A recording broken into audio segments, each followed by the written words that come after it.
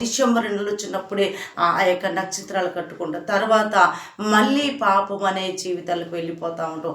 అది కాదుగా నిజమైన క్రైస్తుడు నిజమైన దేవుడిని మనం చూపడాల. మత్తయి సువార్త 2:2 దేవుడు మాట్లాడుతూ ఉంటాడు. తూర్పు దిక్కున మేము ఆయన నక్షత్రము చూచి ఆయనను పూజింపవచ్చితిమని చెప్పిరి.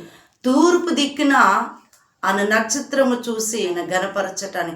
తూర్పున చుక్క బెట్టే మేరమ్మ ఓ మరియమ్మ, చుక్కాని చూచి మేము వచ్చినాము మొక్కిపోవుటాకు.